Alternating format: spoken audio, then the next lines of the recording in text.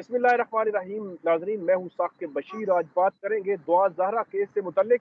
दुआ ज़हरा केस में नाज़रीन आज बड़ी अहम जो है वो आज बड़ा अहम दिन था लाहौर में। इस हवाले से बहुत बड़ी एक्टिविटी हुई और उसमें हमारे दोस्त जो लाहौर से हैं चौधरी अहमद शेर जट, वो वहाँ पे मौजूद रहे और उन्होंने ये सारा मंजर देखा भी और बहुत सारी कानूनी जो मामलात थे उसमें जो वकील हैं जो दुआ ज़हरा के वालिद के वकील हैं उनकी जानिब से कानूनी मुआवनत भी की। ये बड़ा इम्पोर्टेंट है और इन्होंने अगरचे उन्होंने वकील जो है इनको किया नहीं, लेकिन इसके बावजूद भी इनके पास बहुत सारी चीज़ें थी जो कानूनी मुआवनत थी, जो फेवरेबल थी, जो दुआ ज़हरा के वालदैन के हक में थी, वो भी की। एक तो उस जो मंजर था वहाँ पे जो तरीकाकार है child protection and welfare bureau का लाहौर का, जिन्होंने दुआ ज़हरा को तहवील में लेना है और बाजियाब कराना है, वो कैसे बाजियाब कराएंगे, उनका एक्ट क्या है, उनके अफसरान की सूरत हाल क्या है, कैसे आज जो है वो मामलात बड़े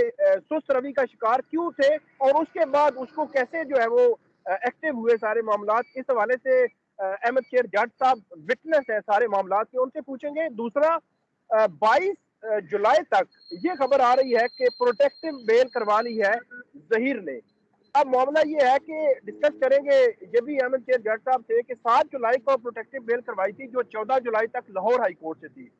अब आज की जो प्रोटेक्टिव बेल है उसमें ये लिखा गया है कि हाई कोर्ट के सामने एक एफिडेविट आप ये कह सकते हैं कि हाई कोर्ट को छोटी आप ये कह सकते हैं दी है कि इससे कबल उस कोर्ट से कोई प्रोटेक्टिव बेल नहीं ली गई और उसके बाद उसमें लिखा गया है कि वो बिलिंग है अपनी जो मुतलका कोर्ट है जहाँ पे केस चल रहा है वहाँ पे सरेंडर करने के हवाले से बिलिंग है। तो इसलिए अदालत ने 22 जुलाई तक प्रोटेक्टिव बेल दे दी है। इसकी कानूनी हैसियत पे सबसे पहले इसी पे बात कर लेते हैं। अहमद शेर जट साहब, थोड़ा सा बताइएगा, प्रोटेक्टिव बेल तो एक हो गई 14 तक, उसमें भी यही लिखा था कि मैं विलिंग हूँ सरेंडर करने के लिए मुतलका कोर्ट में, अदालत मुझे हिफाजत दे, हिफाजती जमानत दे ताकि मुझे गिरफ्तार न किया जाए। अब जहीर ने दोबारा ये खबर आ रही है कि दोबारा प्रोटेक्टिव बेल करवा ली है। एक तो दोबारा प्रोटेक्टिव बेल और झूठा हलफनामा जो है, अगर ये चीजें अगर लाहौर हाई कोर्ट की हदूद में किसी भी बेंच से अगर हुआ तो वो सिचुएशन तो काफी मेरे ख्याल में टफ हो सकती है। और दूसरा आप ये बताइएगा कि अब ये समझा जाए कि 22 जुलाई लास्ट इनका पता होगा और 22 जुलाई से पहले ये कराची की अदालत में पेश हो जाएंगे। सागर भाई, इसमें ये है कि जो प्रोटेक्टिव बेल है ना, प्रोटेक्टिव बेल का कंसर्न आप भी समझते हैं कि उसका पर्पस तो यही होता है कि आप अपनी अप्रोप्रिएट कोर्ट को अप्रोच करना चाहते हैं, लेकिन आपको एप्रीहेंशन होता है कि मुझे रास्ते से उठा ना लिया जाए, मुझे वहां तक पहुंचने ना दिया जाए, गिरफ्तारी ना हो जाए। तो उससे बचने के लिए आपको एक रोम चाहिए होता है कि मुझे वहां तक जाने के लिए जो है ना वो इतना आसानी कर दें कि मैं वहां जाऊं और वहां जाके अपनी जो अप्रोप्रिएट रेमेडी है वो अवेल करूं। तो 7 तारीख को इन्होंने एक लाहौर हाई कोर्ट की प्रिंसिपल सीट से ये बेल दायर की, जो कि इनको 14 तारीख तक मिली, 7 दिन के लिए। उसके बाद ये भगौड़ा रहा और दोबारा पेश नहीं हुआ। उसके बाद 15 तारीख को, जो ज़रूरी है आपके पास मेंशन करना, 15 तारीख को मतलब 14 तारीख को जब बेल खत्म हुई है, तो इसने नई बेल दायर कर दी 14 तारीख को ही बहावलपुर बेंच के अंदर, लाहौर हाई कोर्ट के बहावलपुर बेंच में। वो 15 तारीख को लगी जस्टिस तारिक सलीम शेख साहब के पास और उन्होंने इनको इनकार कर दिया कि चूँकि आपको पहले भी मिल चुकी है और आप नहीं गए, तो उन्होंने इनका कंडक्ट देखते हुए इनके जो मामलात थे उसमें जब उनको खोट नज़र आई इनकी नीयत में, तो उन्होंने वो रिफ्यूज़ कर दी, जिस पर इन्होंने वो विथड्रॉ कर ली। अब दोबारा इन्होंने ली है, अभी तक ये कन्फर्म नहीं है कि ये कहाँ से है, लेकिन अगर सही कह रहे हैं आप, लाहौर हाई कोर्ट के किसी बेंच से हुई, इस्लामाबाद पिंडी बेंच से या मुल्तान बेंच से, तो फिर तो ये बड़ा सीधा-सीधा केस है। ये लाहौर हाई कोर्ट के अंदर, एक आईनी अदालत के अंदर जब आप झूठा बयान-ए-अल्फ़ी देते हैं, तो वो छोटी बात नहीं होती। उसके लिए आपके लिए बहुत बड़ी सज़ा है फिर, और आपको पता है हाई कोर्ट तो फिर उल्टा लटकाने वाली सिचुएशन में ले जाता है आपको। तो ये अभी तक ये कन्फर्म नहीं है, डरते-डरते किसी सहाफ़ी ने जो तर्जुमान है, बज़ाहिर मुबैना तौर पर इस गैंग का या मुबैना तौर पर इस ज़हीर का, इसकी जो मुबैना तर्जुमान है ना कोई सहाफ़ी साहब, उन्होंने शेयर किए, लेकिन उन्होंने उसको बड़ा पर्दा करके शेयर किया, ऊपर-नीचे, इधर-उधर। जैसे हम तो कोई चीज़ शेयर करते हैं तो कोशिश करते हैं, आप भी साहब जो सहाफ़ी दोस्त हैं आप जैसे, वो लोग भी शेयर करते हैं तो ऐसे करते हैं, वो बता नहीं रहे। बज़ाहिर ऐसे लग रहा है कि कहीं पे किसी कोर्ट असल को में गुमराह करके उन्होंने लिए। उन्होंने बड़ा बड़ा टेक्निकल शेयर किया है कि ऊपर एक तो कोर्ट का नाम कट गया है, नीचे जज साहब का नाम कट गया है। अगर इनमें से एक भी होता तो वो उसको अंदाजा लगाना वो मतलब ज़ाहिर आसान था। है साकिब भाई, अब आप जैसे एक सीनियर कोर्ट रिपोर्टर भी इन्वॉल्व हैं, हमारे जैसे अदना से वकील भी इन्वॉल्व हैं केस के अंदर, तो इसलिए इस तरह के खदशात होते हैं, जिसकी वजह से उन्होंने जो है ना इस तरह की चीज़ों को मख्फ़ी रखा है। अच्छा, इसमें अपना जज साहब एक चीज़ मैं और बताऊँ, लाहौर से मुझे बताया गया है कि जो भावलपुर बेंच में जो जज साहब सुन रहे थे, उनका जस्टिस क्या आपने नाम बताया है? तारिक सलीम शेख साहब। तारिक सलीम शेख साहब जो है, जब ये आई थिंक कि नूर बीबी यहाँ पे आई थी, जो हरासा कर रही थी पुलिस, तो लाहौर हाई कोर्ट में जो समाअत हुई थी, वो इन्हीं जज साहब ने सुनी थी और उन्होंने फिर दुआ ज़हरा को प्रोड्यूस करने का ऑर्डर किया था, बाद में प्रोड्यूस भी हुई। तो इट मीन के ये जो है वो चीज़ भी इनकी थोड़ी सी गले में पड़ी कि लाहौर हाई कोर्ट में जो जज साहब पहले ही इसी केस को सुन चुके थे, उनको बैकग्राउंड भी पता था, और उसके बाद वो मुल्तान बेंच में भी उन्होंने डेफिनेटली जो है उन्होंने इनको कहा होगा कि ऑलरेडी आप प्रोटेक्टिव बेल ले चुके हैं। लेकिन बज़ाहिर ऐसे लगता है जज साहब के इन्होंने किसी और सूबे से ये प्रोटेक्टिव बेल ली है। तो बहरहाल बिल्कुल, 22 ये साकिब भाई तारीख भी शायद बहुत दूर पेशावर नहीं हाई है। कोर्ट का नाम आ रहा है। पेशावर हाई कोर्ट का ये एक नाम आ रहा है पॉसिबिलिटी क्योंकि है। इस्लामाबाद में तो आपकी भी नज़र रहती है, इस्लामाबाद में तो अगर जी, कोई चीज़ होती तो वो यकीनी तौर पर आपकी नज़र से गुज़रनी थी। ये पेशावर हाई कोर्ट का लग रहा है शायद। एक पॉसिबिलिटी है कि पेशावर हाई कोर्ट से हो। जी। बहरहाल 22 तारीख भी कौन सी दूर है, मतलब कितना आप सर मैं मतलब कहता भाव हूँ ले साकिब ले भाई, ये बड़ा अच्छा है। ये बड़ा अच्छा है ऐसे मुल्ज़मान के लिए, इनको पता नहीं कौ इ इस ये कोई कोई रिलीफ़ नहीं है। आपको पता है प्रोटेक्टिव बेल तो कोई रिलीफ़ नहीं होता ना। सुनने वालों को, देखने वालों को पता होना चाहिए कि प्रोटेक्टिव बेल करवा के, पहली दफ़ा प्रोटेक्टिव बेल करवा के तो इन्होंने ये साबित किया था कि ये मुल्ज़िम है। और ये जी वो मुल्ज़िम बिल्कुल। है जिसको गिरफ्तारी का खौफ है, जिसको गिरफ्तार होना चाहिए। और दूसरी प्रोटेक्टिव बेल अगर हुई है तो इससे तो मोहर लग गई है ना, स्टैम्प हो गई है ये बात कि ये एक मुल्ज़िम है और इसको गिरफ्तार होना चाहिए। और देखिए जाना कहाँ है? जाना तो आपको पड़ना है 22 से पहले-पहले उस कोर्ट में। नहीं जाएँगे तो बिल्कुल। आपको पहले उठा लेंगे, फिर उसके बाद आपका कोई हाल नहीं होना, आप इश्तिहारी डिक्लेयर हो जाएँगे। बार-बार तो प्रोटेक्टिव बेल नहीं मिलनी।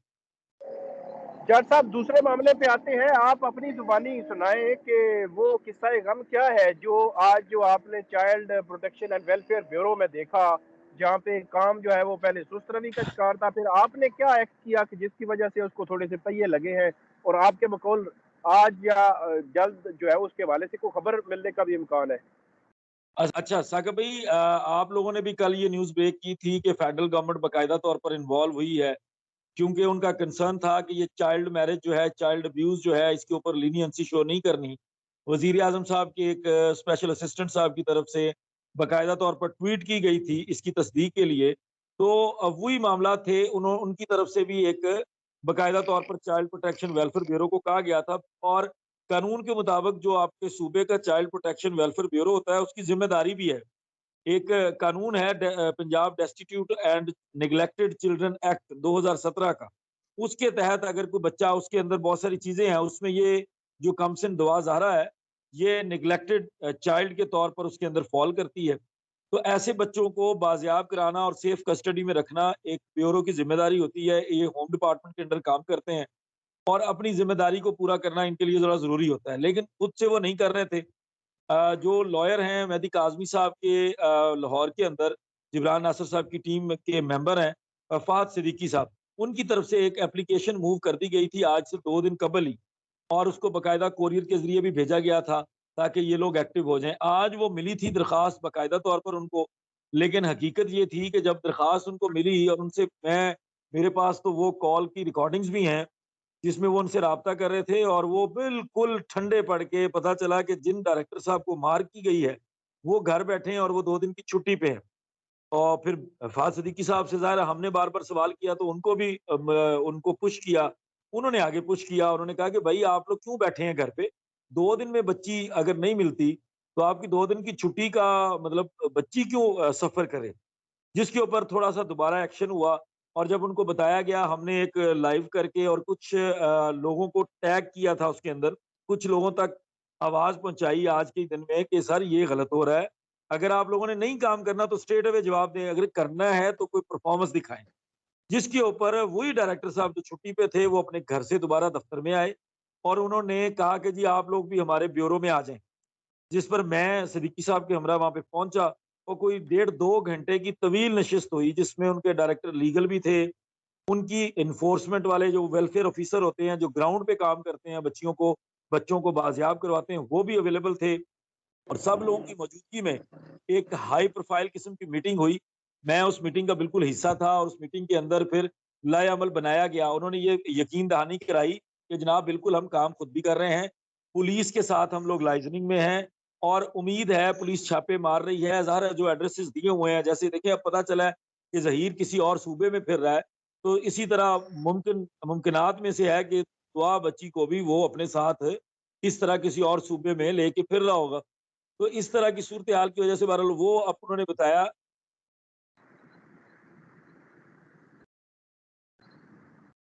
जी, जी। बहरहाल उन्होंने बताया कि हम लोग अपनी कार्रवाई कर रहे हैं और हमारी जो कार्रवाई चल रही है उसके अंदर एज़ सून एज़ पॉसिबल, जो कि आज रात का उन्होंने एक्सपेक्टेड बताया था कि अगर बच्ची किसी भी तरह से हमारे हाथ लग जाती है, इस खानदान के लोग हमारे हाथ लग जाते हैं, तो हम बच्ची को बाजियाब करवाएँगे। और जैसे ही बच्ची बाजियाब होगी तो बच्ची कुछ लम्हात के लिए भी पुलिस के हवाले नहीं की जाएगी, फ़ौरी तौर पर इस ब्यूरो के अंडर जो है बच्ची को फ़ौरन लाया जाएगा, बाकायदा तौर पर बच्ची को इस कंफर्टेबल एनवायरनमेंट में रखा जाएगा। तो ये उनकी आज का लुब-ए-लुआब था, जिस पर उन्होंने हमसे वादा भी किया और सिद्दीकी साहब को भी यकीन दिलाया कि अब कल उन्होंने दोबारा बुलाया है, कल वो प्रोग्रेस शेयर करेंगे, कितने रेड्स हुए, कैसे हुए, कहाँ-कहाँ पे हुए, उसका क्या रिज़ल्ट निकला, वो उन्होंने कल शेयर करने का वादा भी किया है सारी चीज़ों को। जज साहब, आपने बड़ा तफ़सील के साथ हमें बताया कि दूसरे लफ्ज़ों में आप ये कह रहे हैं कि चीज़ें राइट डायरेक्शन पे जा रही हैं। सिंध पुलिस भी आई, वफाकी हुकूमत भी इन्वॉल्व हो गई, चाइल्ड प्रोटेक्शन ब्यूरो भी इन्वॉल्व हो गया, एक्टिव हो गया। बज़ाहिर ऐसे लगता है कि नवाज़ ज़ारा को जल्द बाजियाब करा लिया जाएगा। अगर इंशाअल्लाह, जो है वो पुलिस जिस तरह फेडरल गवर्नमेंट की इन्वॉल्वमेंट है, मेरा ये ख्याल है कि अब तो अगर ना हो तो फिर बड़ी अजीब बात होगी। और बिल्कुल, बिल्कुल। दूसरी तरफ आइंदा जो है वो 2-3 रोज़ बड़े अहम हैं। 20 को वहाँ कराची की जो ट्रायल कोर्ट है वहाँ पे भी होना है, केसेज़ हैं, 21 को भी हैं और 22 को इसकी भाई जो कल भी है। अब प्रोटेक्शन बिल साकिब खत्म भाई होती है। कल ताइयों की तब्दीली की दरखास्त के ऊपर बहस होगी। ओके। कल 19 को तफ्तीशी अफसर की तब्दीली की दरख्वास्त पर बहस जी, होगी। जी। तो ये बड़ी अगले 4 रोज़ बहुत इम्पोर्टेंट है इस केस में। और कल फिर आप वहाँ पे जाएँगे यकीनन और जो भी अपडेट होगी फिर आपसे हम बिल्कुल। लेंगे। और आपका बहुत शुक्रिया, आप हमारे साथ मौजूद रहे। तो नाज़रीन, आप दुआ ज़ारा केस से मुतल्लिक जो अपडेट्स आ रही हैं मेरे पास, तो वो आपके साथ शेयर करते हैं। इस वीडियो पे आप फीडबैक ज़रूर दीजिएगा। बहुत शुक्रिया।